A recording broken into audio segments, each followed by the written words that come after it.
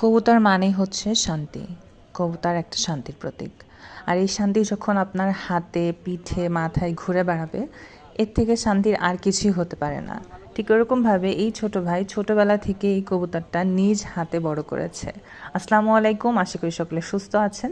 এই কবুতরটা আমি দেখেছি কবুতরের হাটে গিয়ে, এবং এই দেখতেই পাচ্ছেন কিভাবে আমার হাতে চলে আসছে। এবং ছোট ভাই বলছিল যে ও ছোটবেলা থেকেই হাতে করিয়ে খাইয়ে কে বড় করেছে, তাই মানুষ তার কাছে খুবই বিশ্বাসযোগ্য একটা জায়গা। সে সকলের কাছেই যায়। কবুতরটা যখনই অন্যের কাছে যাচ্ছে চুপচাপ থাকে, কোনো হুটোপুটি না, ভয় না। এবং যে ওর গায়ে হাত দিচ্ছে পছন্দ না হলে সরে যায়, কিন্তু ভয় পেয়ে উড়ে যায় না। তো এইটাই হচ্ছে বিশ্বাস, এটাই ভালোবাসা। আমি ওকে বলছিলাম একটু কাঁধে নিতে, তো ও আবার সুন্দর করে কাঁধে নিয়ে নিল।